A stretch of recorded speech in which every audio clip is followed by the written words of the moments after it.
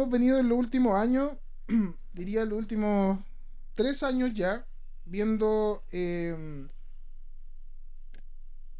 serie de sermones del Pentateuco, de los primeros libros de la Biblia. Entonces vimos hace unos 2 años en la serie Orígenes, que fue Cristo en el Génesis. Después vimos el libro de Éxodo. Terminamos hace poquito el libro de Levítico. Y ahora nos corresponde ver el libro de Números. Bien, excelente. Entonces, vamos a comenzar con el primer sermón de esta serie de números. ¿Ya? Um, yo conversaba esta semana, antes de que le damos, conversaba esta semana con un amigo y le decía que no recuerdo de verdad de haber predicado del libro de números nunca.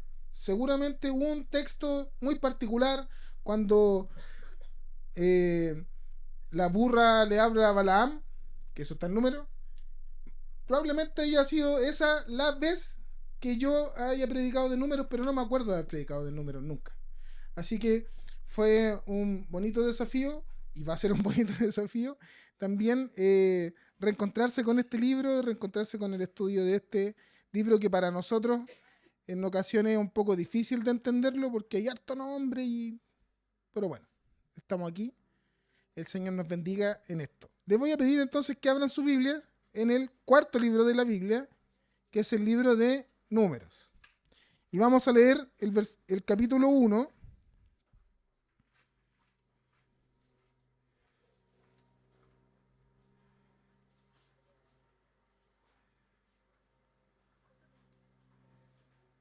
Vamos a leer desde el versículo 1 hasta el versículo 18. Perdón, hasta el versículo 19. Y luego vamos a leer del 47 al 54. Del 1 al 18, al 19 y del 47 al 54. Bien, me siguen en la lectura.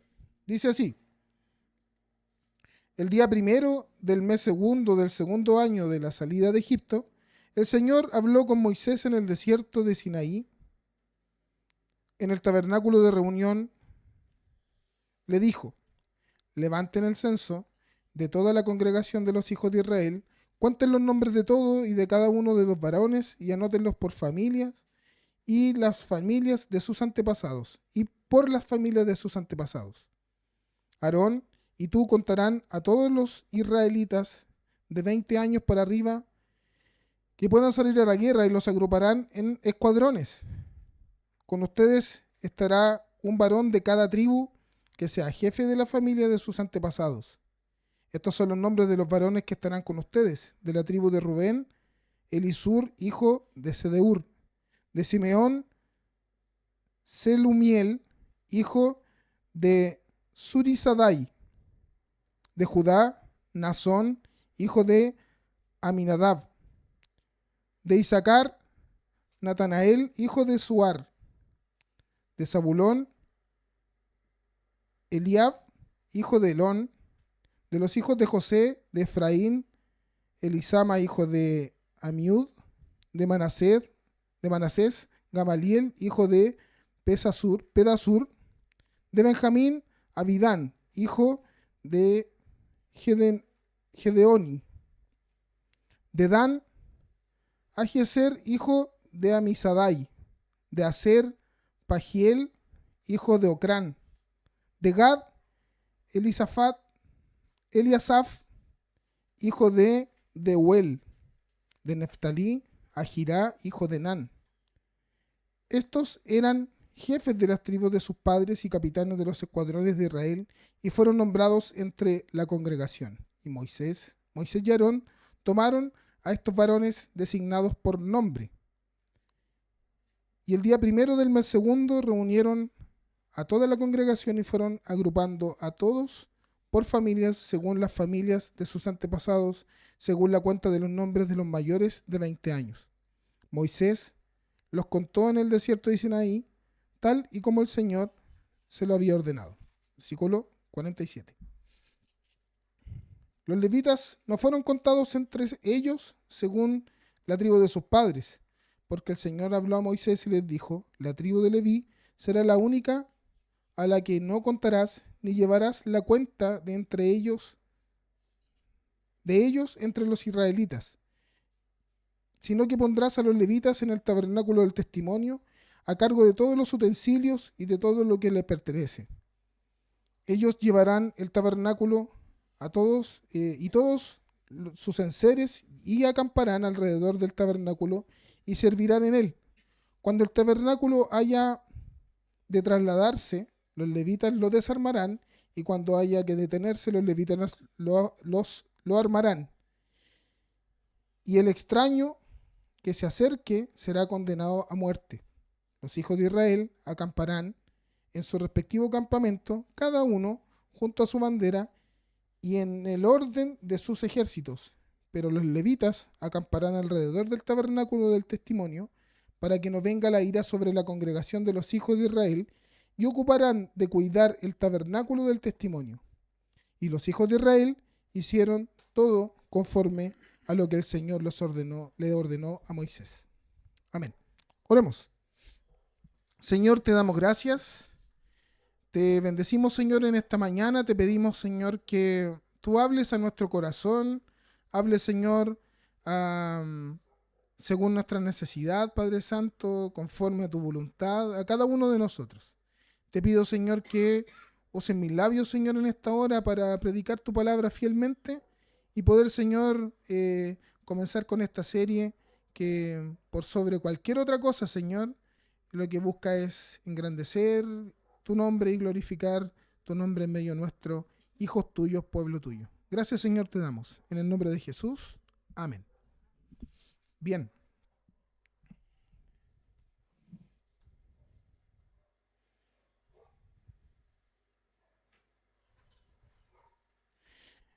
Vemos entonces en este primer capítulo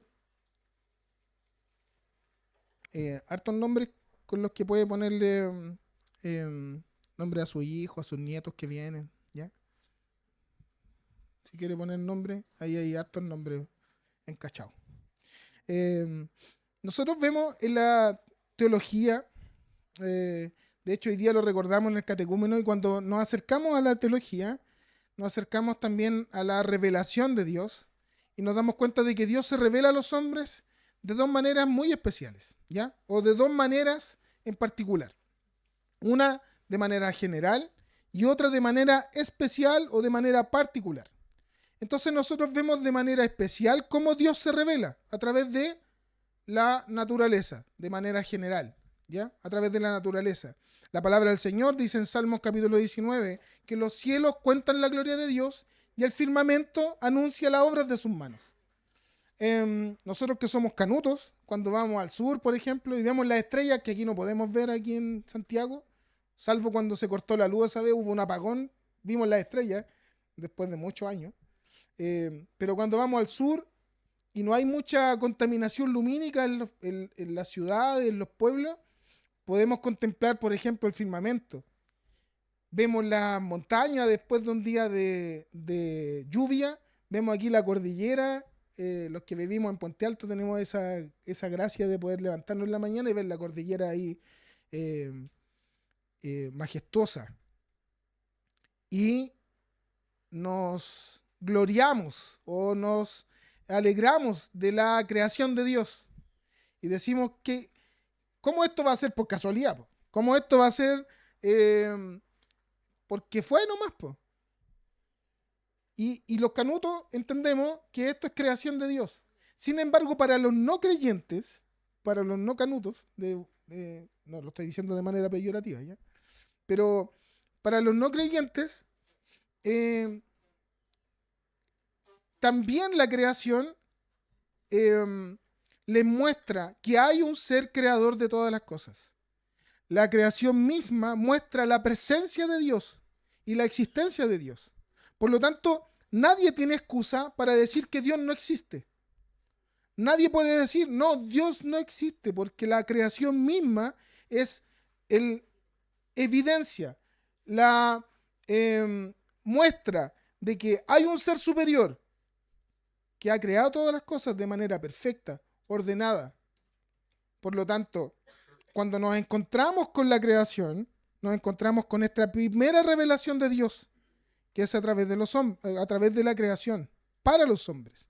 El apóstol Pablo en Romanos dice, lamentablemente, que Dios mismo se ha mostrado a la humanidad por medio de estas cosas creadas, y que nadie tiene excusa, pues todos saben que hay alguien superior. En términos prácticos, todo lo que vemos en la naturaleza no es simplemente obra del azar. Sin embargo, estas cosas creadas para los no creyentes también tienen para ellos forma de Dios, ¿ya? Hay algunos, por ejemplo, que de la creación misma forman dioses y crean, por ejemplo, como la Pachamama, la Madre Tierra, ¿cierto? Los dioses que nosotros vemos en griegos, romanos, egipcios, por ejemplo, que el sol era un dios, que el viento es un dios, que el mar es un dios. Esta manera de entenderlo como panteísmo, que le ponemos atribuciones de deidad a las cosas creadas, ¿ya? Esto es porque aflora en el corazón del hombre, lamentablemente, el pecado que está. Sin embargo, todo esto nos muestra que Dios sí se quiere revelar a los hombres. Y también hay otra manera en que Dios se revela, de una forma particular y de una forma especial. Y esa forma especial es por su palabra, ¿ya? Entonces existe otra revelación, una que es mucho más específica, porque cuando nos encontramos con la creación, no conocemos en la creación el carácter de Dios, su voluntad, no sabemos de él, solo sabemos que existe, pero por medio de su palabra es que nosotros podemos comprender quién es Dios, podemos comprender su palabra, podemos comprender su voluntad, su carácter, de qué manera se quiere relacionar con su creación. Entonces existe esta otra revelación, esta revelación especial, que es la Escritura, que es la palabra del Señor, y que tiene como centro de toda esta revelación la persona de Cristo, en el centro de toda la revelación. La Biblia es esta revelación especial, puesto que por ella conocemos el carácter del Dios Santo, el Dios Creador, el Dios que nos muestra y nos testifica a Jesús como el importante en medio del desarrollo de toda la Escritura. El mismo Jesús dice, Juan al escribir dice, ustedes escudriñan las Escrituras como queriendo encontrar en ellos la vida eterna, y ellas son las que dan testimonio de mí, dice Jesús. O sea, ¿a quién encontramos cuando nos acercamos a la Biblia? Nos encontramos a Jesús ahí revelado. Que Dios hable es muy importante. Una de las cuestiones más importantes dentro de las relaciones interhumanas son precisamente la comunicación. Poder comunicarnos, saber lo que nos está pasando. Esto es muy importante. Ya Dios nos muestra que Él quiere relacionarse con nosotros. Y esto, para los creyentes, para nosotros como hijos del Señor, es radicalmente importante. Dios habla. Y Dios nos habla por medio de la Escritura. Dios no está callado. Él está constantemente hablándonos por medio de su palabra. Escuchaba una vez de un pastor de la iglesia donde yo iba, decía, si usted quiere escuchar la voz de Dios, lea la Biblia.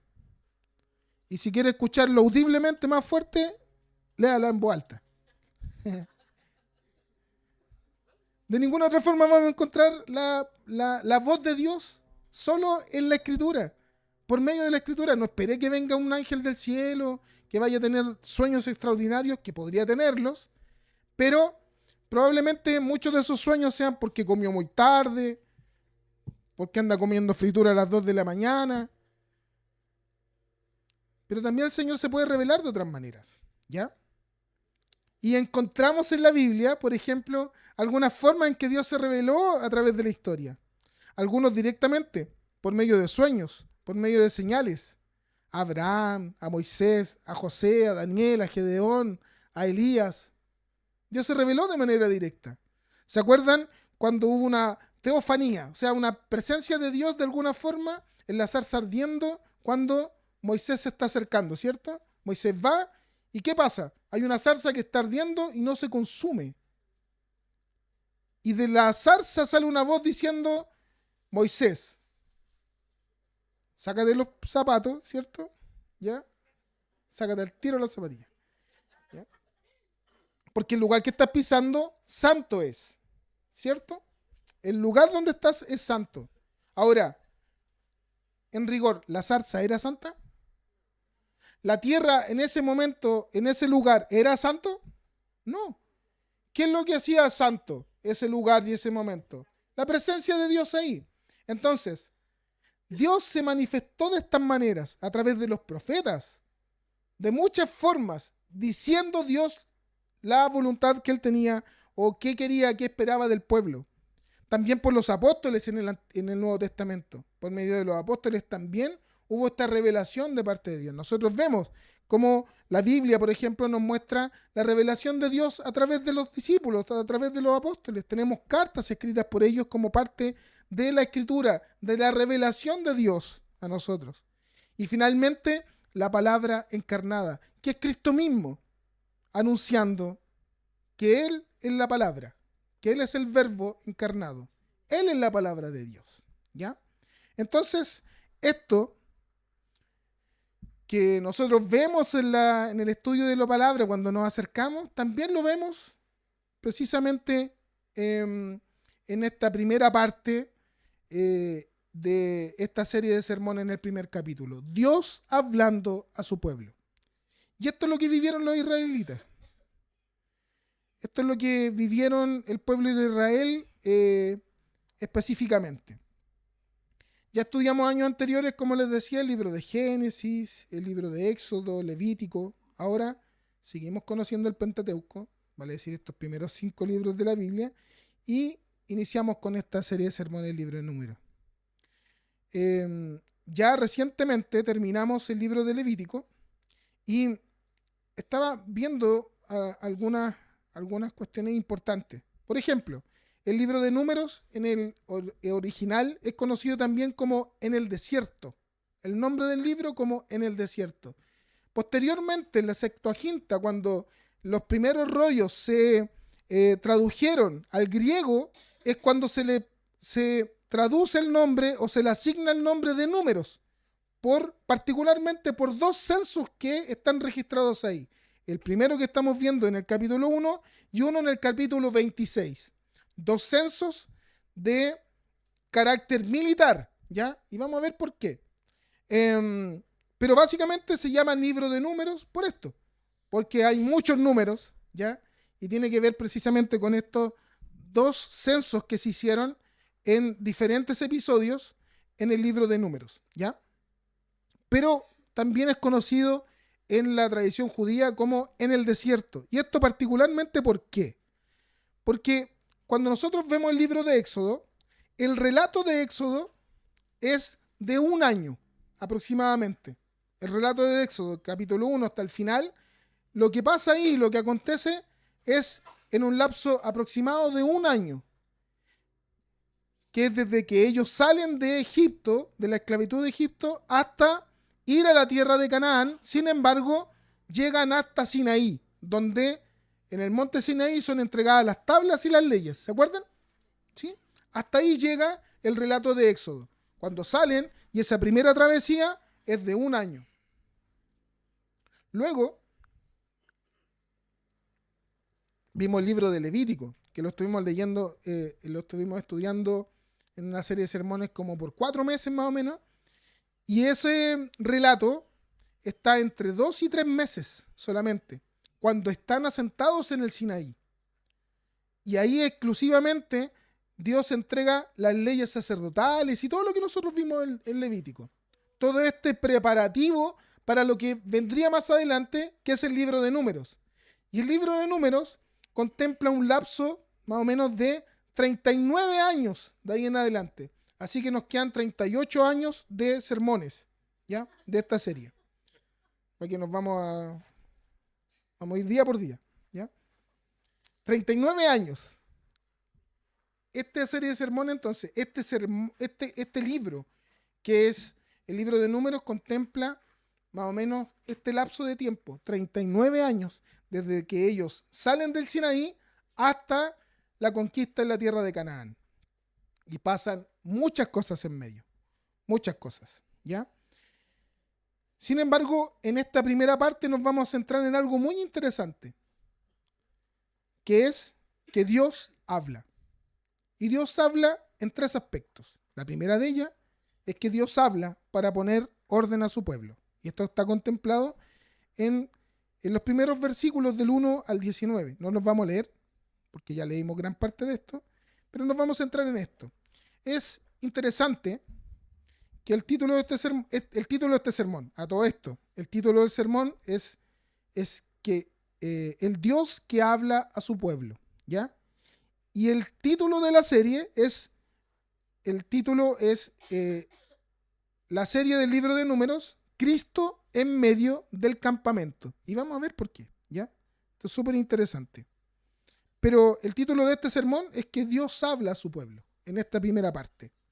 Entonces, es interesante entender que este sermón tiene por título que Dios habla, puesto que desde el primer versículo de este capítulo entendemos que Dios está hablando por medio y le está hablando a Moisés.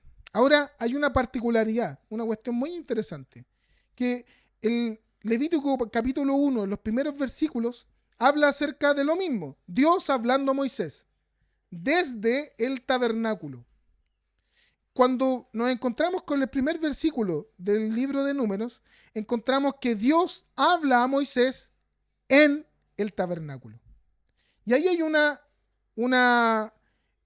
cuestión bien interesante de entender.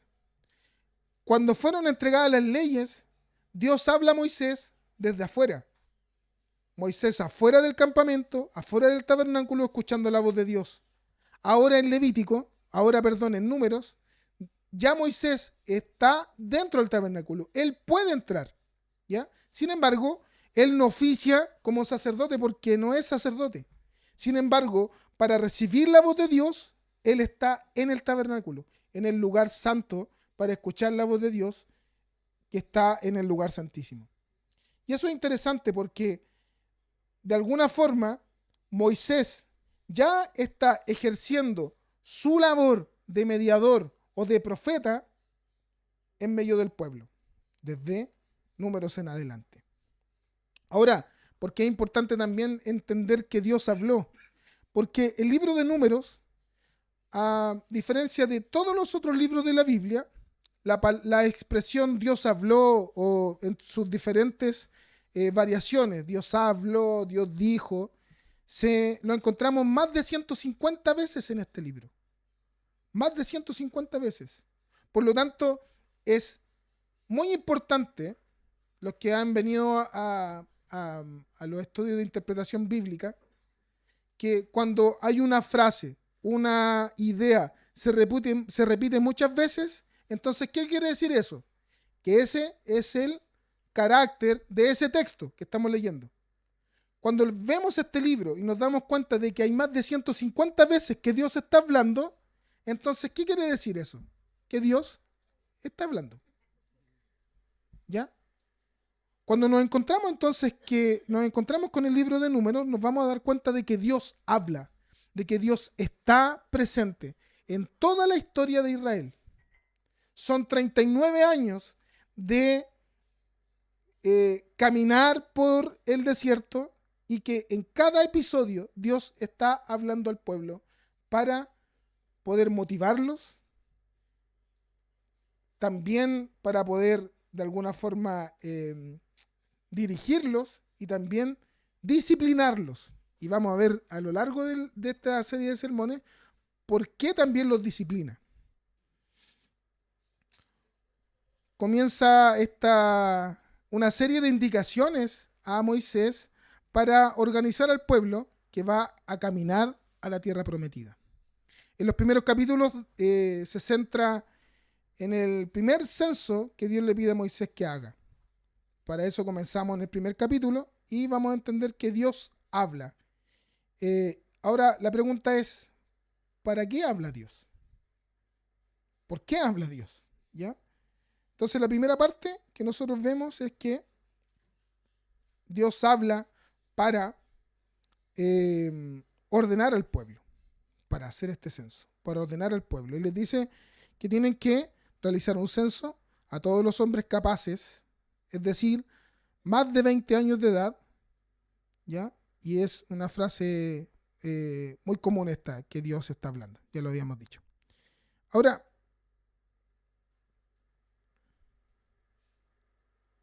es importante porque en la creación nosotros vemos en el Génesis cómo Dios dijo. ¿Se acuerdan? En el principio, Dios dijo, ya, hágase la luz, y la luz se hizo, y con el poder de su palabra, entonces fueron creadas todas las cosas. La salvación también es decretada por Dios, por medio de un llamado eficaz hacia sus hijos. Entonces es muy importante notar que ya Moisés, como mediador del pueblo, habla con Dios en el tabernáculo de reunión. Es decir, que las indicaciones de Levítico han sido seguidas y ya puede entrar al tabernáculo para recibir directamente de Dios las indicaciones que tiene que entregar al pueblo. Ahora, en el versículo 2 en adelante empieza este censo y le dice que tiene que censar, o sea, calcular todos los mayores de 20 años. Y esto al parecer es el segundo censo, porque en Éxodo capítulo 30 hubo ya un censo anterior, ya para reunir impuestos para la edificación del tabernáculo. Esto está en Éxodo capítulo 30.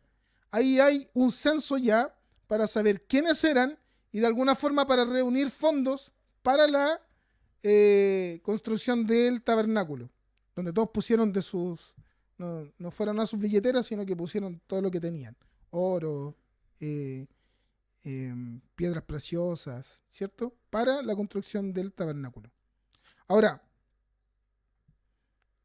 lo importante era que en este censo, Dios los invita, o Dios indica a Moisés que tiene que contar a los mayores de 20 años que están listos y que pueden salir a la guerra. La frase se repite constantemente en el capítulo, como se ha notado en la lectura de los versículos que leímos. Ahora, los representantes de cada una de las tribus, salvo los levitas, son mencionados del capítulo del 5 al 15, y la mayoría de los nombres se les da un nombre teofórico, ¿ya? Ahora, ¿qué quiere decir esto? Que cada uno de estos nombres son compuestos. Siempre está en esos nombres está como esta unión de él. Cuando está él en un nombre, quiere decir que es Dios ahí presente en ese nombre compuesto. Por ejemplo, Elisur, que significa Dios es mi roca. Sedeur, Shaddai es una luz. Selumiel, Dios es en mi salvación.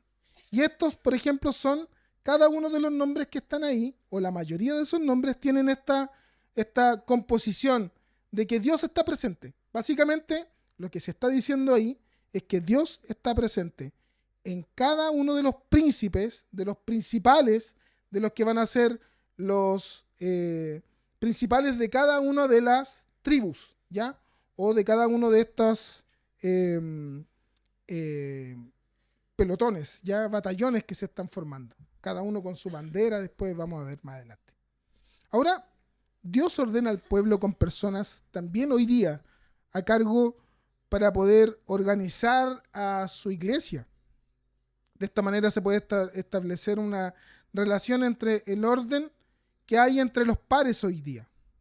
Hoy existen personas a cargo de la administración, por ejemplo, de la iglesia, que es el verdadero pueblo de Dios. Hay pastores, presbíteros, diáconos, líderes a cargo de diferentes áreas de la iglesia. El apóstol Pablo, en 1 Corintios, en el capítulo 14, dice: pero hágase todo decentemente y con orden, hablando de los cultos en la iglesia. Entonces, el desorden es considerado también como un impedimento de la paz. La Biblia dice, Dios no es Dios de confusión, sino de paz en 1 Corintios capítulo 14. El sometimiento a la autoridad eclesiástica es el seguimiento del ordenamiento bíblico. Y esto es muy importante, puesto que si Él ha dado ministros, es justamente para mantener el correcto orden dentro de la iglesia. Nunca perdiendo de vista que la cabeza de la iglesia no es el pastor, no es el consistorio, sino que es Cristo Jesús, el unigénito del Padre, nuestro Salvador. Por otra parte, resulta muy interesante ver cómo Dios quiere tener una relación especial con su creación, con nosotros, con sus hijos. Dios en esencia es relacional. La Trinidad desde la eternidad está relacionándose continuamente en armonía perfecta y santa. Ahora, Dios quiere establecer esta misma comunicación con su pueblo, siendo un Dios presente e interactuando permanentemente con sus hijos. El rey David decía en el Salmo 8, ¿quién es el hombre para que pienses en él? ¿Quién es el ser humano para que lo tomes en cuenta? ¿Te has puesto a pensar en esto? ¿Tú? ¿No hemos puesto a pensar en esto? En que el Dios creador del universo, el todopoderoso y santo y único Dios, está queriendo día tras día relacionarse contigo. Su iglesia, sus hijos. Gloria a Dios por eso.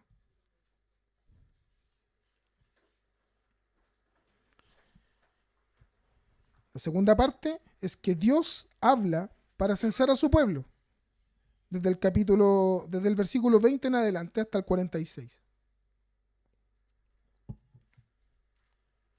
Se da aquí un número por cada una de las tribus, la fórmula es casi siempre la misma y se enfatiza el hecho de que son guerreros, ¿ya?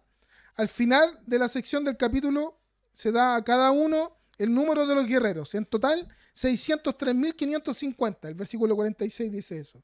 En total son 603.550 hombres mayores de 20 años. Hay un número parecido encontrado en el Éxodo capítulo 38, que son algo así como 601.700 hombres, ¿ya? Vale decir que esta cifra no varió mucho desde el Éxodo hasta el inicio de la peregrinación que iban a comenzar de estos 49 años que iban a estar por el desierto. 39 años, perdón. Se debe recordar entonces que también en este número de hombres no se cuentan a las mujeres, a los niños y a las personas de tercera edad o de mayores de edad. No se cuentan a estas personas. O sea, se calcula, hay algunos especialistas, por ejemplo, históricos, ¿ya? Especialistas precisamente como de cifras en el antiguo tiempo. Cuando ven esto, por ejemplo, ellos dicen que se calculan más o menos como 3 mujeres por cada uno de los hombres mayores de 20 años. Se calculan algo así, 2 mujeres, perdón, 3 niños aproximadamente, y se calculan 2 a 3 personas mayores que no están consideradas dentro de este cálculo, dentro de este censo de 603.550. Vale decir que cuando nos encontramos con una cifra total de personas que están saliendo desde el Sinaí hasta la tierra de Canaán, estamos hablando algo así como de 2.400.000 personas, cerca de 2,5 millones de personas que están caminando por el desierto, ¿ya? O sea, no es menor. Son 2,5 millones de personas que están saliendo desde Sinaí y van a caminar por el desierto.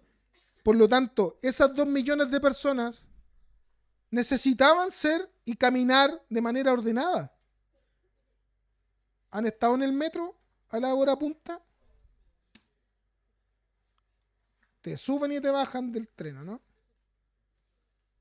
Porque llega el metro y todos se quieren subir, pues, y los que están adentro quieren bajar y hay el Marcelo ahí tiene que estar pegándole empujones a la señora que está adelante. Pasa.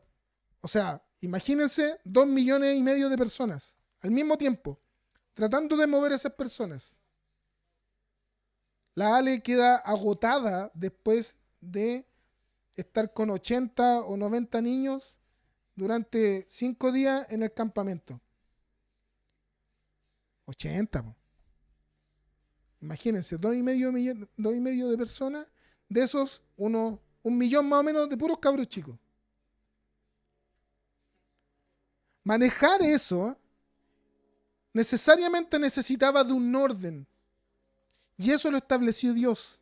Dios le dice a Moisés, esta es la manera en que se van a mover, esta es la manera en que van a caminar, esta es la manera en que se van a sentar cuando descansen y se asienten en un lugar, se van a organizar de cierta manera. Cada uno de las tribus va a haber alguien que va a estar dirigiendo esa tribu. Cada uno va a estar asentado en su propia tribu, no va a ir de visita a otro. ¿Por qué? Porque Dios es un Dios de orden. Lo tenemos claro, ¿cierto? Ahora, ¿cuál era la intención de esto? Había un significado, vemos en la misma escritura que hay una significación, un significado para este censo, que era saber cuántos estaban listos para la batalla. Recordemos que ellos tenían que ir a conquistar una tierra. No era como que llegaban allá, pasaban con la tarjeta VIP y entraban. No, había que conquistar la tierra. Había gente que estaba viviendo ahí. Vamos a ver más adelante, por ejemplo, en el transcurso de esta serie, cómo cada uno de las tribus mandaron a un espía. Y fueron 2 espías a ver la tierra de Canaán, a ver qué es lo que había allá. Y ellos trajeron reportes, pero desalentadores. 10 de ellos dijeron, devolvámonos mejor. Estamos puro dando la hora. Vámonos por la casa, cabros. Esto no prendió. Vámonos por la casa porque allá hay gigantes. Es una tierra donde hay leche y miel, pero hay gigantes. Hay un ejército enorme. Se llenaron de miedo. Solo hubo 2 personas, 2 de los que fueron ahí, que dijeron, y de aquí nace una frase muy conocida, los vamos a comer como pan, dijo Josué y Caleb. Solo esos 2 que fueron de espías dijeron, estos son pan comido. Vamos. Lamentablemente, la primera generación, estos 603.550 hombres que estaban aquí, más los 2,5 millones de personas aproximadamente, tristemente, la historia nos va a contar más adelante que todos ellos desaparecieron en el desierto, murieron. Porque cuando escucharon la voz de estos espías, se desalentaron, se desanimaron. Y hubo una rebelión del pueblo frente a Dios. Y Dios los disciplinó de tal manera que ninguno de ellos pudo pisar la tierra prometida, salvo Josué y Caleb, ni Moisés. Entonces, el hecho de que Dios quería censar al pueblo tenía no tan solo una cuestión numérica, sino que una cuestión mucho más profunda. Tenía un sentido mucho más profundo, que era no tan solo ir a luchar, sino que estar preparado. Estar preparado para escuchar la voz de Dios y atender la voz de Dios. La lucha no es contra carne ni sangre, como Pablo le escribe a los Efesios, sino contra gobernadores, contra potestades, contra los príncipes de este mundo, contra huestes espirituales de maldad en las regiones celestes. Por otro lado, Juan Calvino decía que esta preparación que debemos tener hoy día como cristianos, como creyentes, tal y como se lo estaba pidiendo de alguna forma en este libro de Números, en esta primera parte, para saber quiénes estaban preparados para la batalla, Juan Calvino dice que esta preparación para estar siempre dispuesto para la batalla tiene que ver con una vida de santificación. Una vida que busca estar en conformidad con la voluntad de Dios y confiando en su gracia y en su victoria. Ahora, de este censo, por ejemplo, vamos a decir números bien a la rápida, Rubén, de la tribu de Rubén, fueron 46.500, de la tribu de Simeón, 59.300, de Gad, 45.000, de Judá, 74.000, estoy cerrando números, Isaacar, 54.000, Zabulón, 57.400, Efraín, 40.500, Manasés, 32.000, Benjamín, 35.400, Dan, 62.700, Aser, 41.500, Neftalí, 53.400 hombres, 603.550 aproximadamente. Algunos especialistas dicen por ahí que estos números son exagerados, algunos números no cercanos. Sin embargo, el registro en más de una oportunidad habla de este número, por lo tanto, debemos creer que el pueblo de Israel era un pueblo numeroso y que estos 603.000 estaban listos para pelear. El censo no es simplemente una historia aislada en el Pentateuco, sino que nos señala la importancia de mantener la preparación como pueblo de Dios. ¿Para qué es esto? Para que como los guerreros tienen un entrenamiento especial, asimismo los cristianos lo tienen, siguiendo una disciplina para la misma preparación, en oración, en ayuno, en lectura de la palabra, en dedicación al servicio de Dios, en ofrendas que deben ser practicadas por los creyentes, donde la iglesia es parte fundamental de esa preparación. Podríamos decir que este es el lugar de entrenamiento.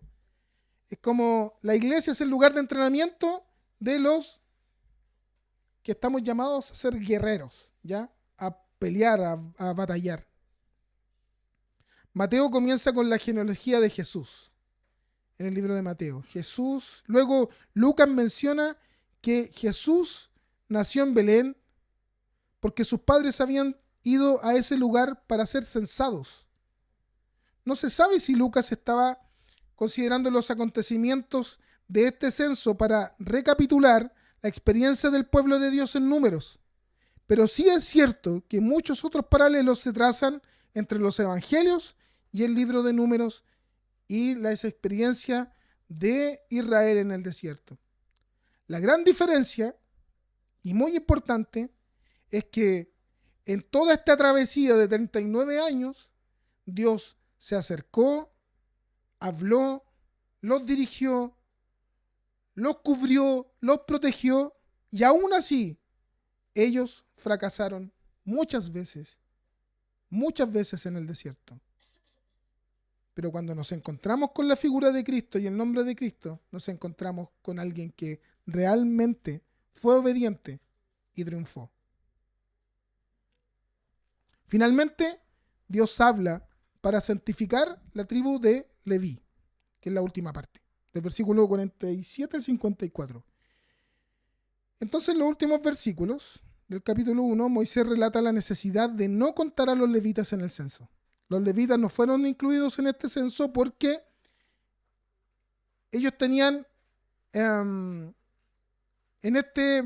porque en este se interesaba establecer el número de los hombres aptos para la guerra.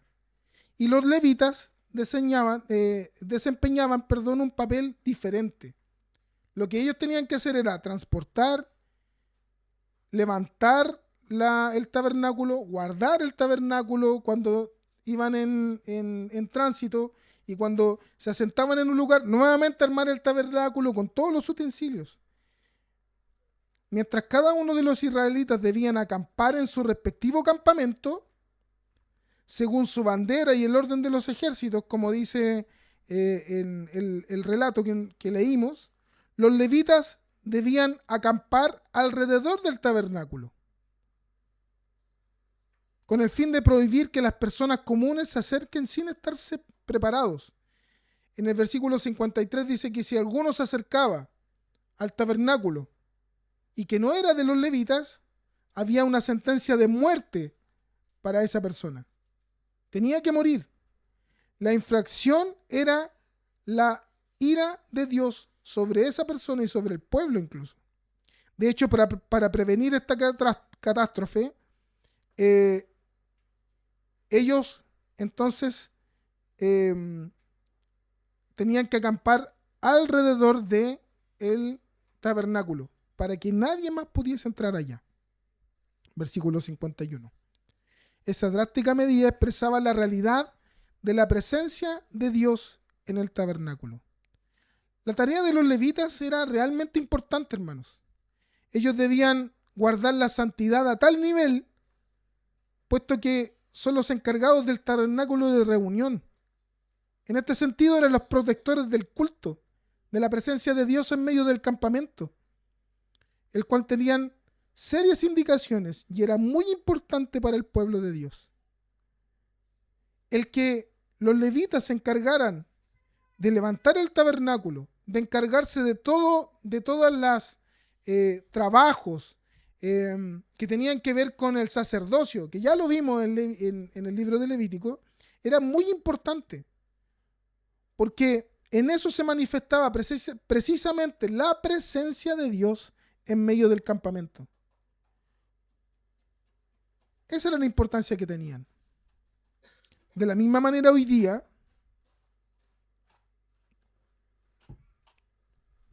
el culto sigue siendo lo más importante para los cristianos, para la fe del cristiano. De hecho, nosotros cuando nos encontramos con la palabra del Señor, nos encontramos con los medios de gracia.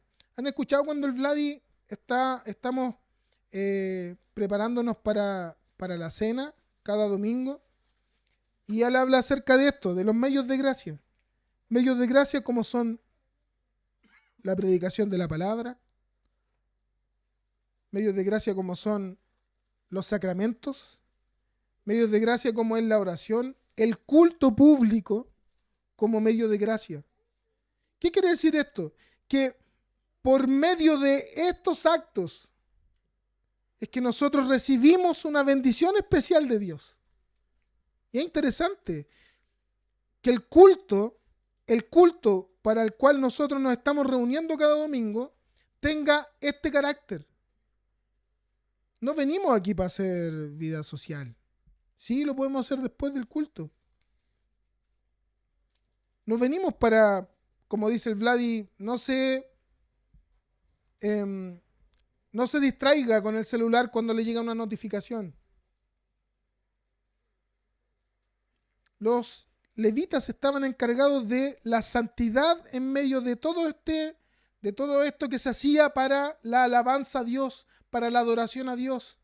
Y de repente para nosotros es tan trivial, tan común, como venir y estar aquí nomás. Como que cantamos y cantamos. Y en el momento de la ofrenda buscamos como el sencillo que tenemos. En el momento de la oración aprovechamos de ver si es que nos llegó algún correo, alguna notificación de WhatsApp.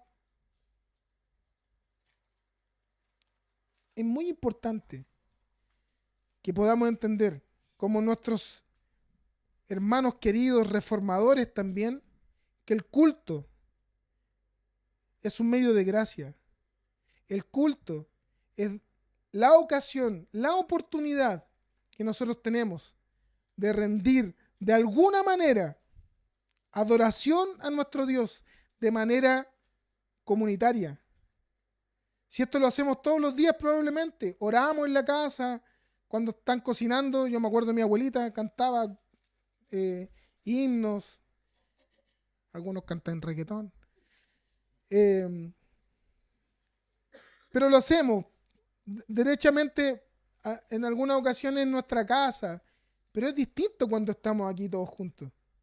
Es distinto cuando podemos como pueblo del Señor, como cuerpo, adorar a nuestro Señor. Entonces, no desaproveche la oportunidad que tenemos. No desaproveche la oportunidad que tiene hoy día de poder congregarse, de poder venir y elevar un culto que adore realmente al Señor, que no busque su adoración propia, que no busque su beneficio propio. Ciertamente somos bendecidos cuando bendecimos al Señor. Ciertamente somos bendecidos cuando nosotros queremos adorar al Señor. Pero nuestro fin debe ser esto: ser parte de este cuerpo. Cuando estamos adorando al Señor, estamos diciéndole al que está al lado nuestro, al que está detrás nuestro, somos parte de un mismo cuerpo y adoramos a un mismo Dios. Sufro tus dolores, también me alegro con tus alegrías. ¿Cuántos de cuerpo somos hoy día? El Señor nos ayude. Porque este es el propósito precisamente de que en medio del campamento estuviera el tabernáculo. Dios presente. Dios presente. Siempre. El Nuevo Testamento también nos insiste que los hombres se aproximan a Dios y deben hacerlo con un temor reverente. En Mateo, en Hechos, en 1 Corintios, en Hebreos. Por otro lado, vemos también cómo la presencia de Dios es el centro de cada campamento levantado. El tabernáculo de reunión se posicionaba de manera estratégica por instrucción de Dios en el centro del campamento.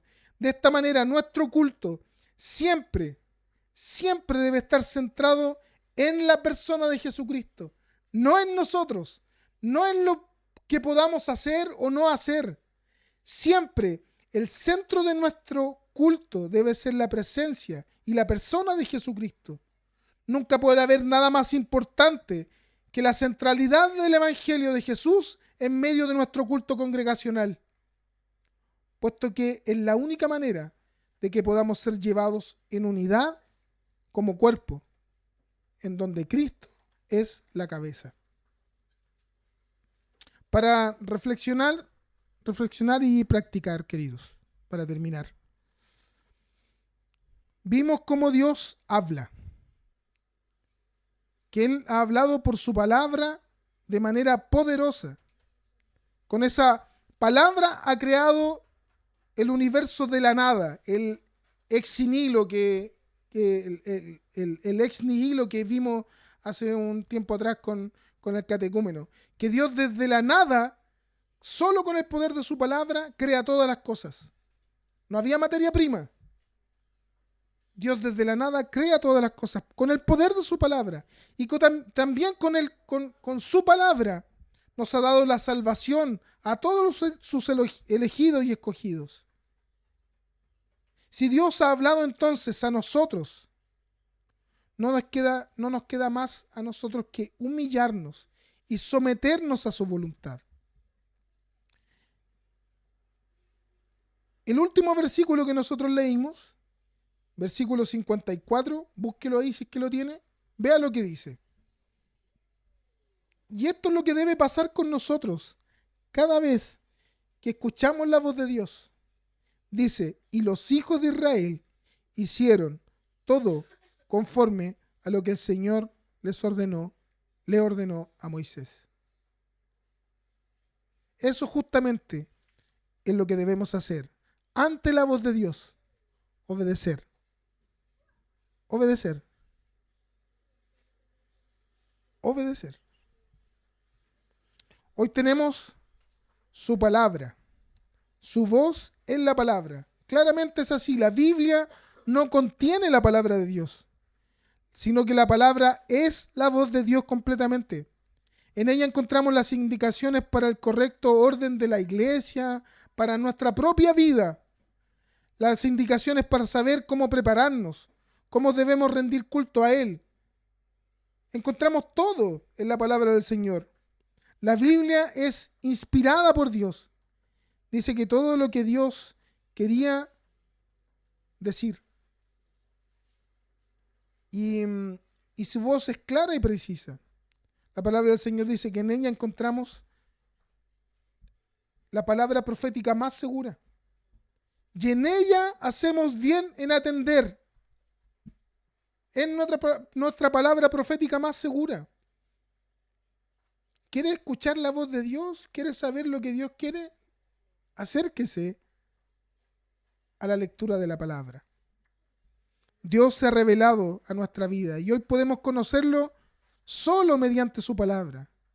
Dios se ha revelado en ella, y nos muestra y nos presenta aún de manera mucho más maravillosa